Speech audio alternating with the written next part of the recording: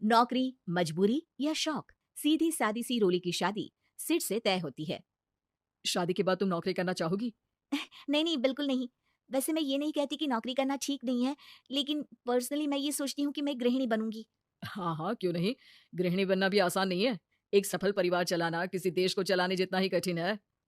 रोली को सिड का साथ और बात दोनों अच्छी लगती है, और फिर वो दिन भी आ जाता है जब दोनों की शादी हो जाती है। शादी के बाद ये क्या, सारा दिन किचन, कपड़े और चार दीवारों के आगे पीछे घूमती रहती है। जा बाहर निकल कर देख, कितनी स्मार्ट लगती हैं वो औरतें जो नौकरी करती है। हाँ, अच्छी तो लगती है सासू माँ, लेकिन मैं नौकरी नहीं कर सकती। मेरा मन घर के कामों में ही लगता है। अरे मेरी बेटी तो कमाती है, अपने को फिट भी रखती है और सास को भी खूब शॉपिंग करवाती है। अच्छी बात है ना सासू माँ। मैं तो जो है उसी में संतोष मान लेती हूँ। बरकत होनी होगी तो इसी में भी हो जाएगी। ये बोलकर रोली चली जाती है। एक दिन सास की सहेली घर आती है, जहाँ रोली उन्हें चाय के साथ कई तरह के पकवान बनाकर खिलाती है। अरे वाह, तेरी बहू तो बहुत गुणी है। कितना सब बनाकर ले आई। मेरी वाली तो ऑफिस से आकर दो रोटी ही सेक दे तो समझो एहसान कर दिया। अरे ऐसा ना बोल। तेरे घर में 2 कार, 4 मंजिला मकान और तेरे लिए जो वो अपने पैसे से साड़ी लाती है, वो भी तो कितनी कीमती होती है।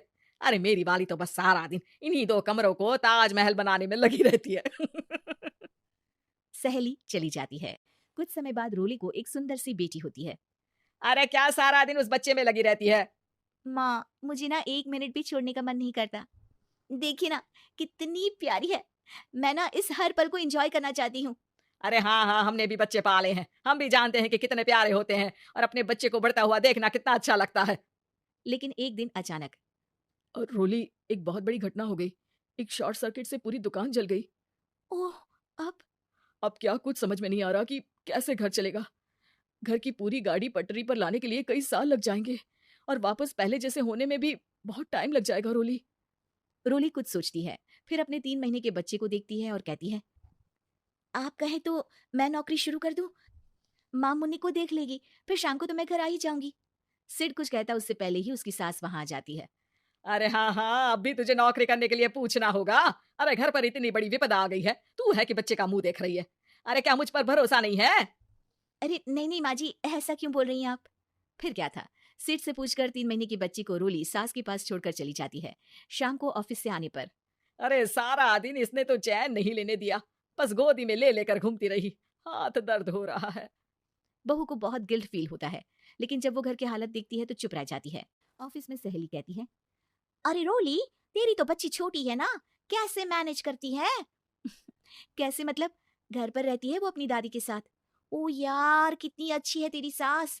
मेरी सास को जब पता चला कि मैं नौकरी ज्वाइन करने की सोच रही हूँ, वो तो सीधे अमेरिका चली गई मेरी ननद के पास। अच्छा, फिर तू कैसे मैनेज करती है? अरे मैंने तो फुल टाइम मेड रख ली है। ओहो, वो तो बड़ी महंगी होगी ना। हाँ यार, लेकिन कमाई भी तो हो रही है ना। यार, मैं तो कभी अपना बच्चा इनके मम्मी पापा के पास ना छोड़ू। प्यार दुलार में खराब कर देते हैं ये दादा दादी बच्चे को। नहीं नहीं, मुझे अपनी सास पर पूरा विश्वास है। जो मेरे पति को इतनी अच्छी शिक्षा के साथ बड़ा कर सकती हैं, वो मेरी बच्ची को कभी नहीं बिगाड़ेगी। खैर, रोली की इस सोच से उलट पड़ोसियों के बीच हाथ में बच्ची पकड़े रोली की सास कहती है, अरे क्या बताऊं, सारा दिन बहू बाहर रहती है। पहले अपने बच्चे पालो, फिर बच्चों के बच्चे।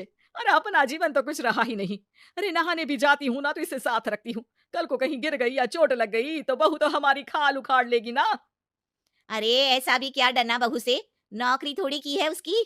अब क्या बताऊं, पढ़ी लिखी लड़कियां हैं आजकल की।